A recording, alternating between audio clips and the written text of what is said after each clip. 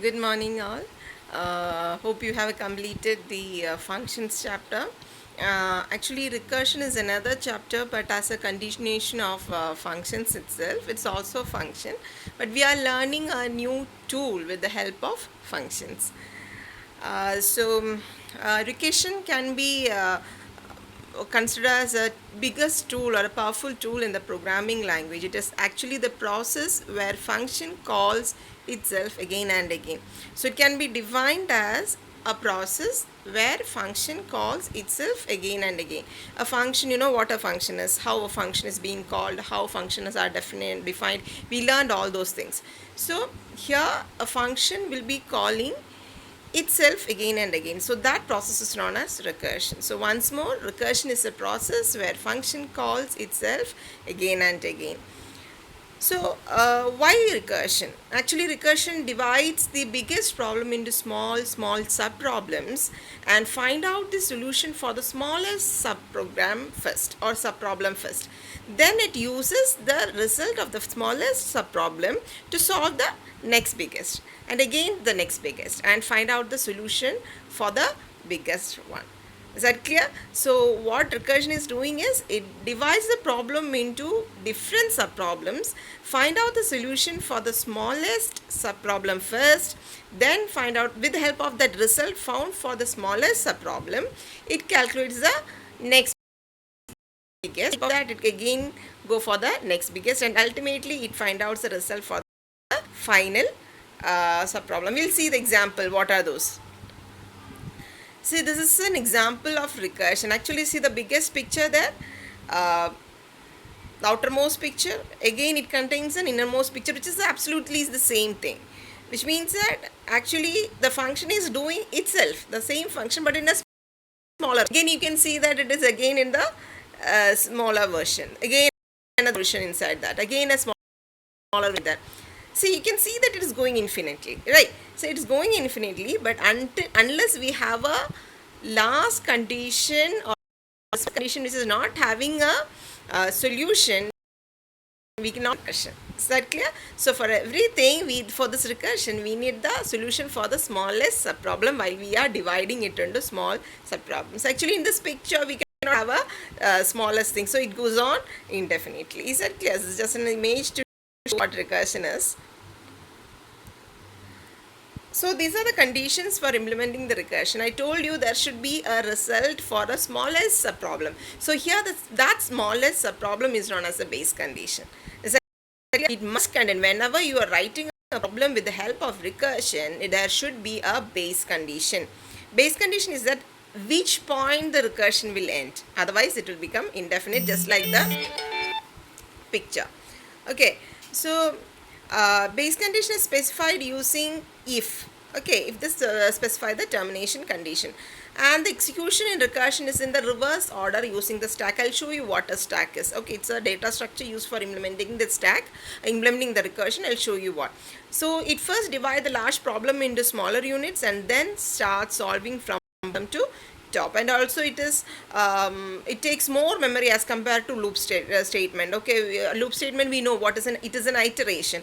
It takes more memory as compared to loop statement, because with the help of with every recursion call, memory space is allocated for local variables. We know what a local variable is. So for every call in the recursion, separate memory space is allocated for local variables.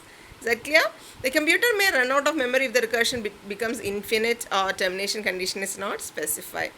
Actually, it is less efficient in terms of speed and execution time, but it is very suitable for some complex data structures, which is known as tree and graph, that you have not learned, but it is useful in those conditions of the largest data structures, tree like tree graph, etc.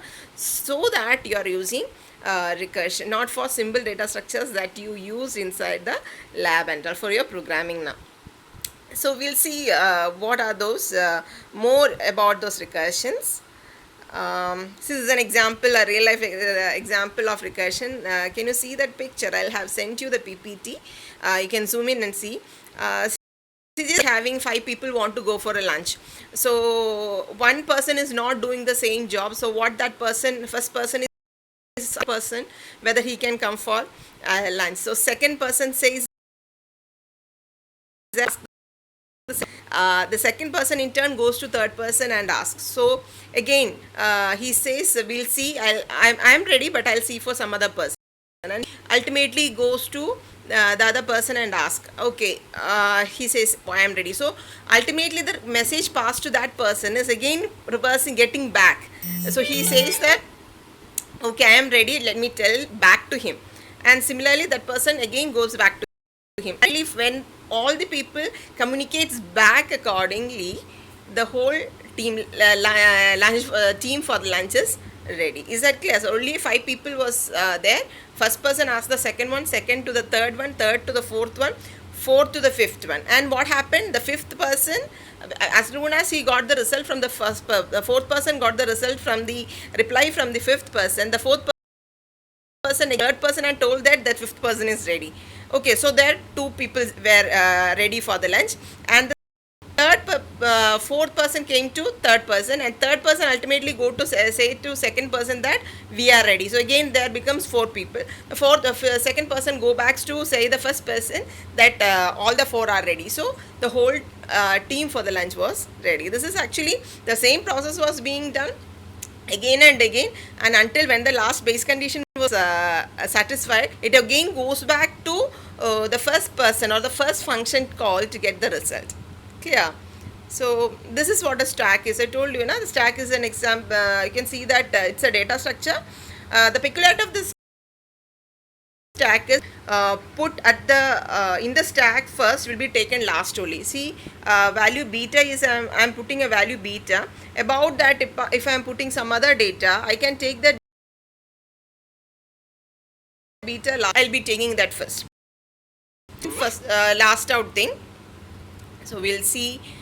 This is actually stack. You don't have the stack implementation, but just learn or just know what a stack is. So this is an example for recursion definition, how you write in Python. You can see that the function is message. I am writing a message function in the main function, and you can see that inside the message function you can see the same name. Okay, same name of that function. What happens to this code? It is just a message to print hi there. Okay, it's a message to print hi there. What happens here? No terminating condition. It goes on printing hi there, there, then there. Okay, so it becomes an infinite loop. Is that clear to you, everyone? So here the base condition is missing for this message function. So what happens? The message, this function calls, the message function calls a message function again inside. Again it calls again a message function. It calls, goes on. Why? There is no terminating condition here. Is that clear? So this is an example for finding the factorial. You know what a factorial is. What is factorial of 5? It's 120. How will you get? You will calculate the factorial of 5. How? Factorial of 5 is equal to factorial of 4 into 5. The number itself 5. 5 into factorial of 4. Again, what is factorial of 4? 4 into factorial of 3. Right? You can call the same function again and again with the number with you and the number 9 minus 1. Is that clear? So here you can see the factorial function, and what you am passing to the function is the number. Okay, whatever I got from the user, I am passing to it. And see, there is an if condition. What is it if condition? If number is equal to 1, return 1. That's the base condition there. When the number becomes 1, what's the factorial of 1? It's 1. Right? So when there is a factorial 1, now when the number becomes 1, you should return 1. Otherwise the value will not be calculated. The final will not be calculated. So what happens? Otherwise, if the number is not 1, what happens? Return number into factorial of number minus 1, which means that, remember the term that I told, 5 into factorial of 4 will be returned, which again calls the factorial num minus 1. Is that clear?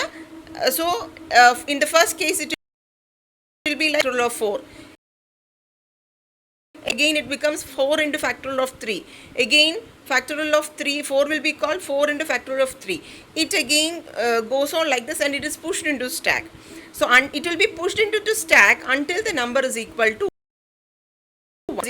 It will give the 1. And with the help of 1, with the help of factorial of 2, calculate factorial of 3, and with the help of factorial of 3 it will calculate factorial of 4, and with the help of factorial of 4 it will calculate factorial of say factorial of 5 will be calculated in that manner. We will see it in the pictorial way. You can see that when you come for factorial of 5, again goes for factorial of 4. Again, when it comes for factorial of 4, it goes for factorial of 3. When it comes for factorial of 3, it goes for factorial of 2. And when it comes for factorial 2, it will go for factorial of 1. You have the base case factorial of 1, right? So you get the values for that. So again, 2 factorial is calculated. Again, it goes back to find the factorial of 3. Again, it goes back to the find out the factorial of 4. Goes back to find out the factorial of 5, and will give you the result. Is that clear? This is another representation. Same, I want to find out the factorial of 6. See carefully the same thing that we have said. So this is another example to find sum of number between, calculate the sum actually. You have given 10 numbers, or calculate the sum of numbers.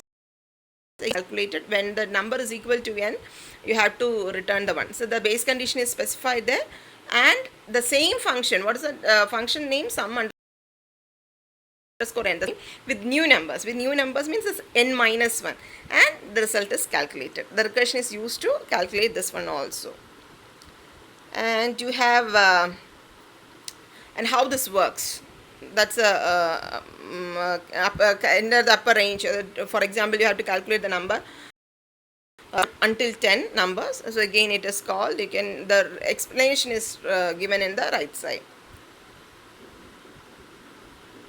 So the same thing can be done using iteration also. You have done it.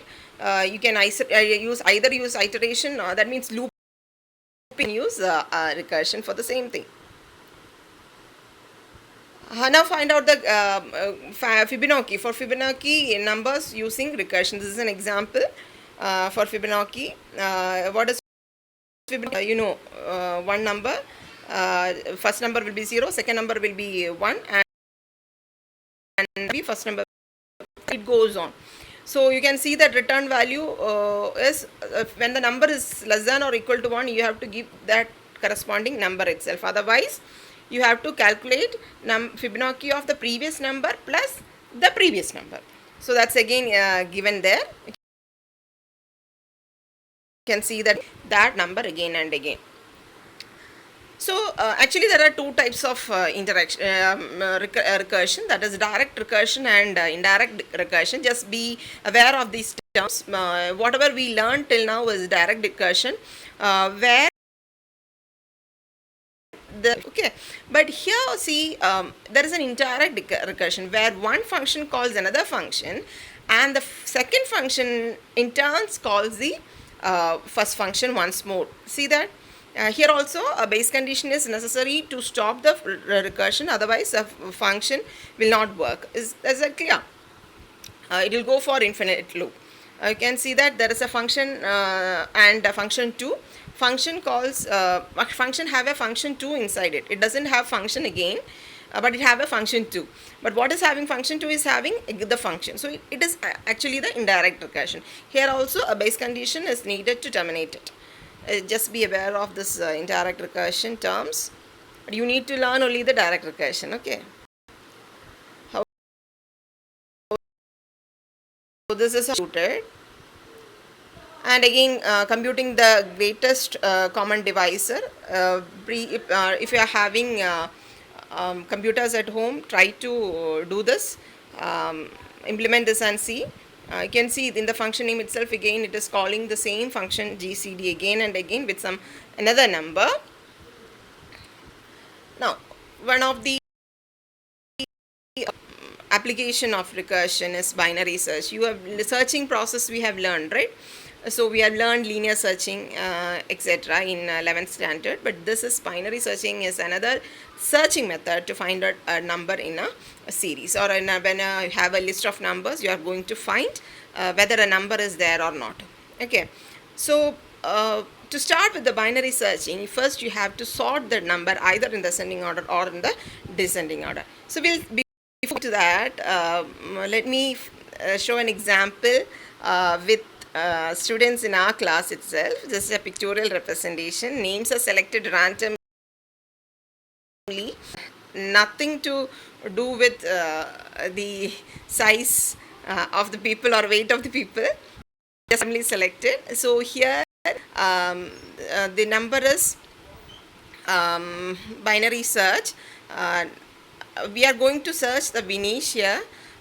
So you can see that the students are arranged in the ascending order of the size. See here Ajay is having the less weight, Vinesh is having the second one, Himanshu is having the little more than Vinesh, Vishal is having little more weight than Himanshu, and Ankit is having little more weight than Vishal. So what first now here the problem is to search for Vinesh. Okay, so make them stand in the ascending order of their weight. Clear? So what I'm going to do is, our problem, what is our problem? Go find Vinesh, right?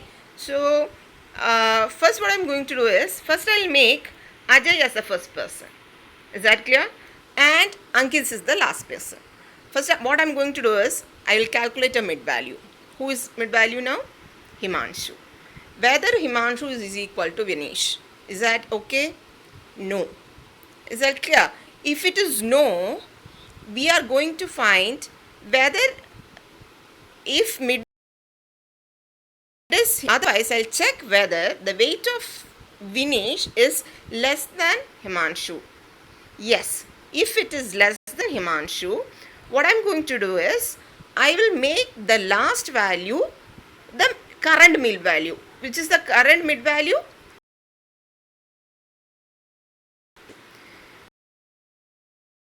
Now, who is the last? Himanshu. Again, I'll calculate one more time the mid value. Now, check whether mid value is equal to Vinesh. Yes. So, what happened? We'll find out Vinesh. If it is not, again the process continues. Is that clear? We'll see one more example. We are now searching for Vishal. Okay. Now his weight is greater than Himanshu's. Initial condition, first is Ajay, last is Ankit. Find out the mid value. Again mid value is Himanshu. Is mid value is equal to Vishal? No. What happens? Again check whether the weight of Vishal is less than Himanshu. Is it okay? No. What happens? So I change the first to Himanshu.